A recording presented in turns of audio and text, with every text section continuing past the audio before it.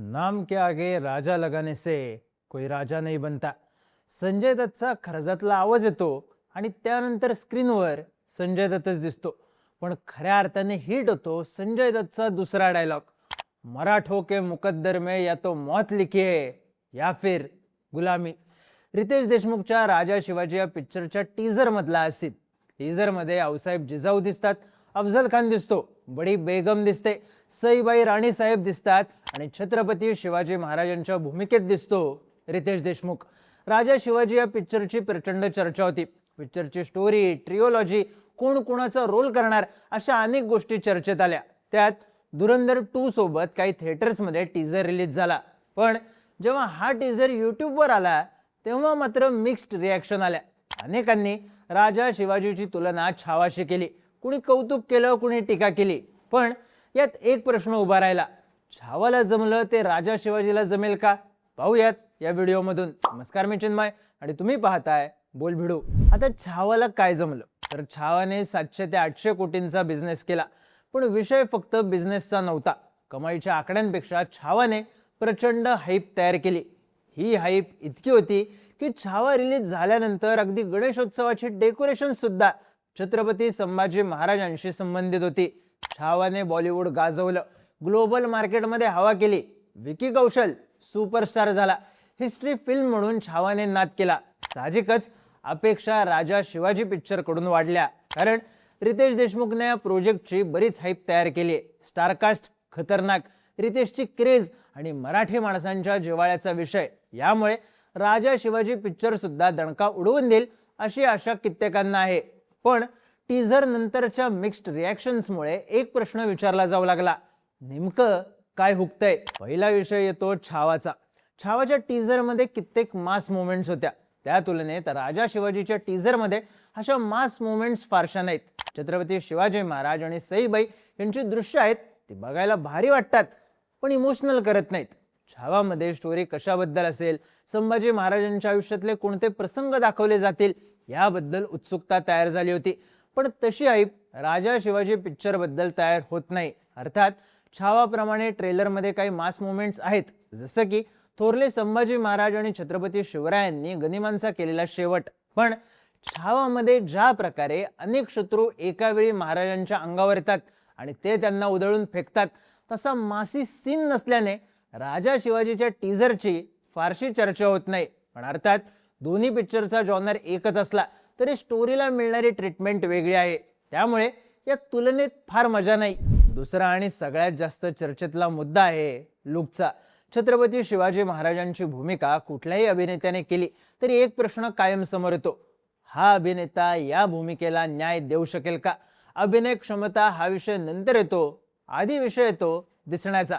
छत्रपती शिवाजी महाराज कसे दिसायचे याबद्दल आता मतमतांतर नाही आहेत, कारण याबद्दलचे पुरावे समोर आलेत. बोल भिडूने या विषयावर व्हिडिओ सुद्धा बनवलाय, तो नंतर बघा. कारण आत्ता मुद्दा रितेश देशमुखच्या छत्रपती शिवाजी महाराजांच्या भूमिकेत दिसण्याचा आहे. महाराज दिसायला अग्रेसिव्ह नसले तरी त्यांच्या नजरेत, चेहऱ्यात करारीपणा होता, जरब होती. ऐतिहासिक दस्तावेजांमध्ये असलेल्या उल्लेखानुसार रितेशच्या चेहऱ्याची आखणी केली असली तरी चेहऱ्यावरची जरब आणि करारीपणा टीझरमध्ये फारसा दिसत नाही. मग विषय येतो डायलॉग डिलिव्हरीचा. एकतर टीझरची सुरुवातच संजय दत्तच्या आवाजात होते, त्याचा आवाज खोलवर इम्पॅक्ट करतो.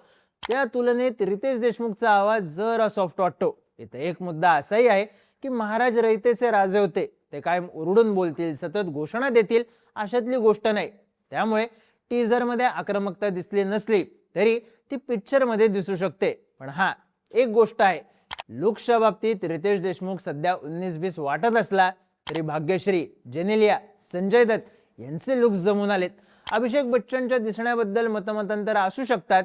त्यामुळे ओव्हरऑल लुक्सच्या बाबतीत राजा शिवाजीला जे छावाला जमलं ते जमवणं अवघड जाऊ शकतं अशी चर्चा आहे. आणखी एक मुद्दा आहे व्हीएफएक्सचा. आता भारतीय पिक्चरची अवस्था म्हणजे व्हीएफएक्स म्हणलं की आदिपुरुष आठवतो. आदिपुरुषला तगडं बजेट होतं, प्रभास होता, पण लोकांनी ट्रेलरवरूनच पिक्चरला जायचं की नाही हे ठरवलं, कारण विषय गणलेल्या व्हीएफएक्सचा होता. राजा शिवाजीच्या टीझरमध्ये सेटसाठीचे व्हीएफएक्स दिसत नाहीत, पण फायटिंग सीनमध्ये मात्र दिसतात आणि तेच VFX up to the mark वाटत नाहीत. हे VFX जर गणले तर कार्यक्रम गणला हे फिक्स.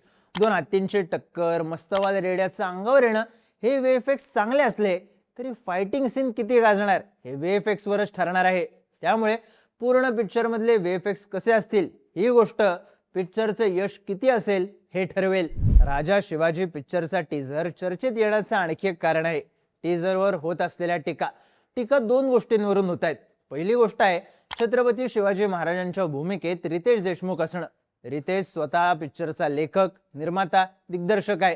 तरीही रितेशने स्वतःकडे छत्रपती शिवाजी महाराजांची भूमिका का घेतली, इतर अनेक तगडे पर्याय असूनही स्वतःला का निवडलं असे प्रश्न विचारत टीका केली जाते. पण मुळात पिक्चरची घोषणा करतानाच रितेश देशमुख छत्रपती शिवाजी महाराजांच्या भूमिकेत असेल हे जवळपास नक्की होतं.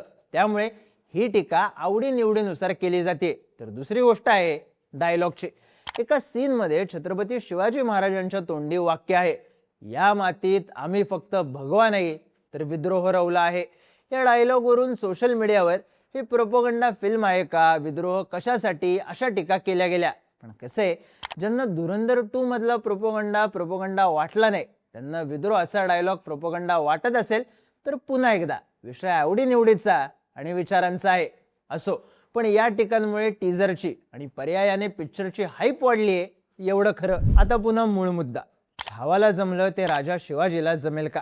तर आत्ताची फक्त टीझर आलाय, त्यात काही गोष्टी प्लस मायनस असल्या तरी बॉक्स ऑफिस आणि प्रसिद्धी या बाबतीत राजा शिवाजीला यश मिळू शकतं. एकतर हा पिक्चर मराठीमध्ये आहे. छत्रपती शिवाजी महाराजांच्या आयुष्यावर इतक्या वर्षांनी फुल फ्लेज मराठी पिक्चर येतोय, ज्याचं बजेट तगड आहे, ज्याची स्टारकास्ट भारी आहे. त्यामुळे मराठीमध्ये हा पिक्चर गाजू शकतो. बरं, विषय फक्त मराठीचा सुद्धा नाही, कारण मराठी सोडून हिंदी आणि तेलुगूमध्येही हा पिक्चर रिलीज होणार आहे. त्यात टेक्निकल गोष्टींमध्ये दोन बाबतीत हा पिक्चर उजवा आहे. पहिली गोष्ट, सिनेमॅटोग्राफर संतोष सिवान, भारतीय फिल्म इंडस्ट्री मधलं मोठं नाव. अगदी दिल से रोजा हे पिक्चर ज्यांनी शूट केले असा माणूस. त्यांच्या नजरेतून छत्रपती शिवाजी महाराजांची जीवनगाथा उलगडणार आहे. दुसरी गोष्ट अर्थातच अजय अतुल. छावा बराच गाजला, विकी कौशलचं तुफान कौतुक झालं, पण अजय अतुलचं म्युझिक नसणं हा छावा मधला मिसिंग पार्ट वाटला. आता ती कमी राजा शिवाजीच्या निमित्ताने भरून निघते. अजय अतुलला आपल्या होम ग्राउंडवर खेळायला मिळते.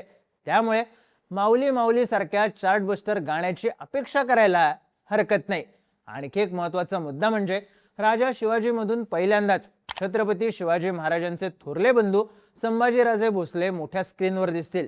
त्यामुळे मराठी प्रेक्षकांसाठी जे करणं छावाला जमलं नाही ते राजा शिवाजी या पिक्चरला जमू शकेल. तुम्हाला काय वाटतं? राजा शिवाजी पिक्चर हिट ठरेल का?